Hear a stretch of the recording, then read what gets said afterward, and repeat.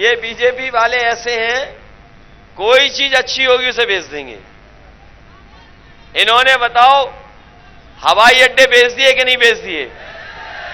हवाई जहाज बेच दिए इन्होंने, पानी के जहाज बेच दिए, और पानी का जहाज जिन बंदरगाहों पे खड़ा होता है वो बंदरगाह बेच दिए, रेलगाड़ी बेच रहे हैं। और आप पता कर लेना, रेलवे की जो कीमती जमीन थी उसको भी बेचने का काम अगर कोई कर रहा है तो ये भारतीय जनता पार्टी कर रही है। क्योंकि ये इसलिए कर रहे हैं, ये इसलिए बेच रहे हैं क्योंकि इन्हें आरक्षण न देना पड़े, नौकरी न देना पड़े। जब सब चीज बिक जाएगी, सब चीज प्राइवेट हो जाएगी, तो किसी भी हमारे पिछड़े दलित को उसमें आरक्षण और नौकरी नहीं मिल पाएगी।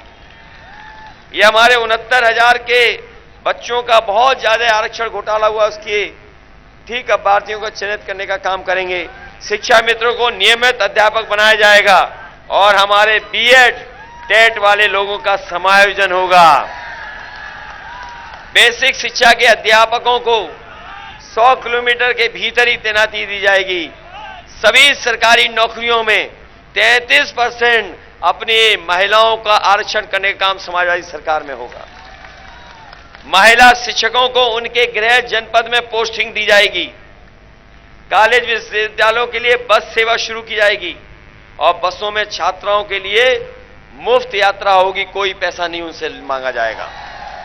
कन्या विद्याधन जो नेताजी ने कभी शुरू की थी, समाजवादी सरकार में पुनः शुरू होगी और 12वीं पास छात्राओं को 36,000 रुपए देने का काम भी समाजवादी सरकार में होगा। और अपनी माताएं बहनें हैं, इनको भी 1,500 रुपया और साल का 18,000 रुपए सम्मान राशि देने का काम भी समाजवादी सरकार करेगी।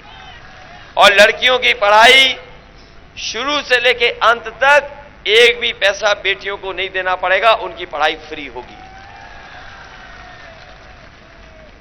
इसलिए बहुत सारे हम लोगों ने फैसले लिए हैं जो हमारे संकल्प पत्र में हैं। मुझे उम्मीद है कि आप समाजवादियों की मदद करेंगे। बताओ, समाजवादियों की मदद करोगे क्या नहीं करोगे? इसलिए हमारी पार्टी के दोनों प्रत्याशी जो आपके चुनाव में हैं, चुनाव लड़ रहे हैं, अनिल प्रधान जो पहली बार चुनाव लड़ रहे हैं, ये पहली बार चुनाव लड़ रहे हैं, और जो पहली बार चुनाव लड़ता है उसको निराश तो नहीं करोगे आप लोग? हम आपको भरोसा दिलाते हैं, आप इन्हें जिताइए, इनकी मदद करने का काम हम समाजवादी लोग हम खुद करेंगे। दूसरी तरफ हमारे वीर सिंह हैं, बताओ वीर सिंह को जिताओगे कि नहीं जिताओगे? और हम आपको भरोसा दिला के जा रहे हैं कि जिस तरीके से नेताजी ने चित्रकूट धाम के लिए काम किया है, समाजवादी सरकार जब जब बनी है तब तब चित्रकूट के लिए विकास और योजनाएं लाने का काम हुआ है। अगर हमें विशेष योजनाएं भी चित्रकूट जिले के लिए लानी पड़ेगी, पानी पीने की व्यवस्था को, पानी खेतों तक पहुंच जाए, स्वास्थ्य की सेवाएं, शिक्षा के क्षेत्र में और नौकरी रोजगार के क्षेत्र में भी अगर हमें महत्वपूर्ण फैसले लेकर के यहां के लोगों के बीच में खुशहाली लाने का काम करना पड़ेगा, तो हम समाजवादी पार्टी के लोग करने का काम करेंगे। और इसलिए हम विशेष आपसे लगाव रखते हैं क्योंकि ये सड़क जो जुड़ रही है वो हमारे मामा के गांव में जुड़ रही है जाके। एक पड़ोसी मामा है और दूसरे उधर आप जोड़ रहे हो सड़क हमसे, इसलिए इटावा से सीधे आप जुड़ रहे हो। आपको विकास में कहीं पीछे नहीं छोड़ा जाएगा, हम विकास में आगे बढ़ाने का काम करेंगे। मुझे याद है कि नेताजी ने यहां पर हवाई पट्टी बनाई थी, उस समय छोटी हवाई पट्टी थी, नहीं चला पाए ये लोग, नहीं पूरी कर पाए। हमने इसको बड़ी हवाई पट्टी बना दिया और इसलिए बना दिया कि यहां पर बड़े बड़े हवाई जहाज भी उतर जाएं।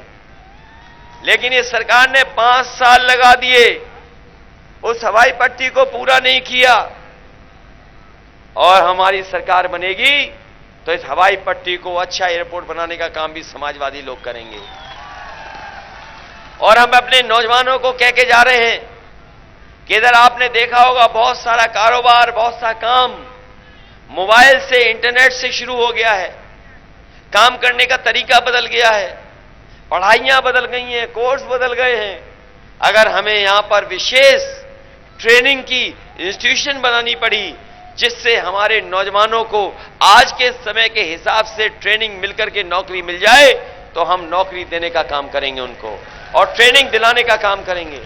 क्योंकि आईटी के सेक्टर में समाजवादी पार्टी ने तय किया है कि 22 लाख नौजवानों को उसमें नौकरी और रोजगार देने का काम समाजवादी सरकार में होगा। हम समाजवादियों ने बुजुर्गों के लिए, महिलाओं के लिए, बच्चों के लिए वो रोपवे शुरू कराई थी। हमारे बाबा मुख्यमंत्री ने केवल एक काम किया, उसका रंग बदल दिया और उद्घाटन कर दिया। बताओ ये रोपवे किसने दी थी चित्रकूट में? समाजवादियों ने दी थी।